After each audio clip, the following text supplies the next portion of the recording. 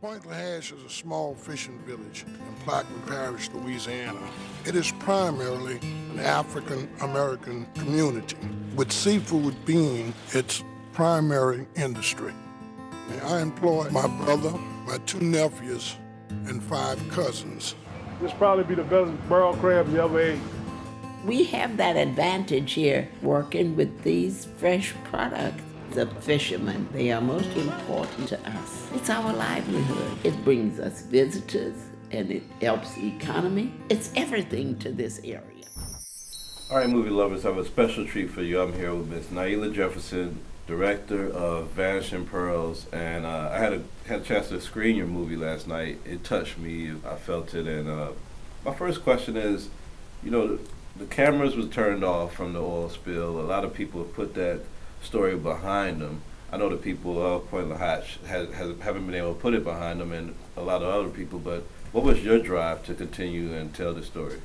Right, well, I'm from New Orleans, just 55 miles away from this town, and I had no idea that this way of life existed, that these family businesses, these small family businesses are the backbone of our fishing industry in Louisiana. And so once I realized that, I was so intrigued by these people, and I decided we wanted to tell their story. And then when you hear that they're in such a desperate situation, we know that it's not just an interesting story to tell, but a story that needs to be told, right, so that we can try and salvage this community. So that's what I hope Vanishing Pearls is able to do. Wow. So, you know, the story, documentaries, I know take a lot of time. How much time did it take you from start to finish to put this story together and to bring it to screen? Right. This was about a 3.5-year process. And going into it, I didn't realize, you know, how long it was going to take. I thought maybe I'd shoot for a year and a half, but we were very dedicated to telling a full story. And one, again, like we said, that would be impactful. A lot of films, I think, went in and told about maybe 6 months of devastation that went on, maybe a year, but that's not a full story. But what we were able to do with Vanishing Pearls is basically disprove the predictions that BP put out, saying that within 2 years things would recover. We're 4 years out now, and we still don't see very much recovery. It's interesting that they made all of their, I guess, assumptions off of one study that was rushed together in a couple of days. Were there any other studies that you was able to put against, what was the doctor's name, Sullen or Tunnel? Tunnel. Was there any other studies that were like published out that were just disproving his study, you know, at the onset during the process? Well, what's interesting about Dr. Tunnel's study, and that is the study saying that within 2 years, shrimp and crab would be back, oysters within 3. He'd worked on the Ixtoc spill that happened in the 1970s. That was this big oil spill in the Gulf of Mexico, so the same body of water. And you could surmise that perhaps it would have the same impact. In that spill, there's still no recovery off the coast of Campeche Bay, Mexico, 30 years later. So a guy who had this knowledge, had this experience, was willing to put into a report saying that that within 2 years we'll see recovery, when he knows, he's seen from prior experience that in fact this could have dire consequences, and that's what the reality seems to be for the fishermen of Pointe Hache. How was this person that I know in the documentary you pointed light at the fact that in the UK they have banned this chemical because of its dangerous effects. How was this person able to be used on, you know, in an American territory without our government agencies saying no, that's a dangerous, you know, chemical? Right. It's politics, really. Nowco, which is the producer of the dispersant, they're a powerful company. They use 2 different forms, dispersant, Corexit 9500 and 9527. And we believe 9527 is the one that's the most harmful.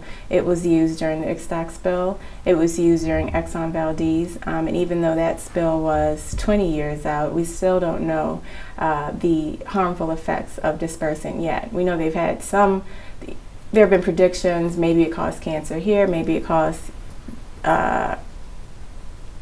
can we ask that question again? Can I do it again? Yes, okay. Yes. All right, 3, 2. And I remember when I was watching the news footage of the oil spill and this dispersant that they was using, and I was thinking in my head that this can't be safe. And you point a light in the film about the dangers of this person, and that even in the UK, it was banned because of its dangerous side effects. How was that, with that knowledge of it, how was that able to be used in an American territory in the Gulf of Mexico? Right. Well, I believe it's all politics. Nalco is a very, very powerful company, and those are the people who produce the dispersant, particularly Corex at 9500 and 9527. Those were used to disperse the BP oil. Now, 9527 was used during the Ixtoc spill. We believe that's what caused the death of the oysters there, and it was also used during Exxon Valdez. And although the EPA isn't willing to say what the side effects are, we know that people there have had experienced birth defects, cancer. Even in Louisiana, the cancer rate is spiking in certain Gulf Coast communities. So why it's able to be used, not a clear answer, but it's obviously a toxic agent that I believe is actually more harmful than helpful. So it's something that we need to make sure that the government takes off their list of approved measures when an oil spill occurs. There was 3 very interesting characters, among many others that you had in the documentary, that I was curious as to how were you even, let me start over.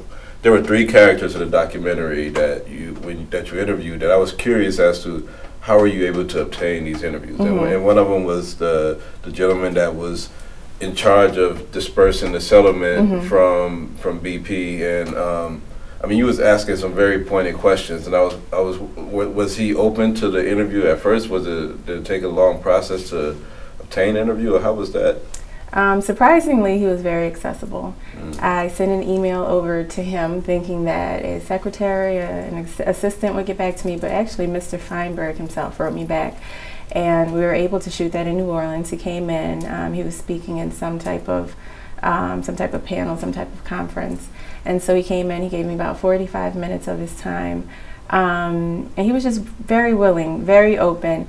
But the thing is with him, I don't think he thinks he did anything wrong. He thinks it was a job well done. Even at the end of the film, when I asked him, well, what kind of job do you think BP has done? He's like, oh, well, every day I'm more and more confident that this oil is gone. And I point out, well, there was just a hurricane and oil washed up on beaches and marshes, and he's like, well, we don't know if that's BP oil. BP admitted it was their oil. Yeah. So he's kind of like, this is my story, I'm sticking to it. I'm not willing to admit any fault, and that's really been the problem in this whole scenario. BP doesn't want to take responsibility. The people who were in charge of the claims, inadequate claim system, don't want to take responsibility. And so until somebody really steps up and does, then these people will never get the justice that they deserve. How can people keep up with Vanishing Pearls? Is there a website, anything that people could log on to find it, besides BlackTree TV, where you can find a lovely young lady talking about it? Absolutely. You can go to vanishingpearls.com, or you can go to affirm.com. That's AFFRM.com. Under films, there's a Vanishing Pearls page. And you can just learn more about Affirm and other Affirm films. They have great projects that they've supported. This oil spill is the worst environmental disaster America has ever faced. We will make BP pay for the damage their company has caused. Dead. Everything dead.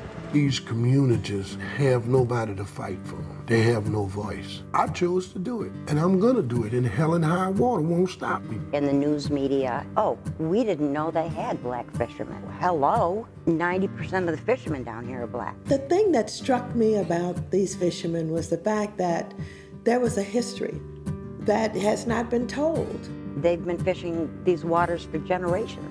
Now I'm living off of $200 a month worth of food stamps. Day in, day out, I hear the same stories, not just from my brother, but from the entire community. People claims being denied or offered pennies for their losses. I've been on these waters since I was a child. Between the state bad policies and BP oil spill, they have destroyed us. This is like we've been poisoned and they left us to die. And if it wasn't for living here with my dad or my children, I would be homeless. And now to see him in this situation, it's just hard. The world must know what they have done to this community. This place could have been a paradise.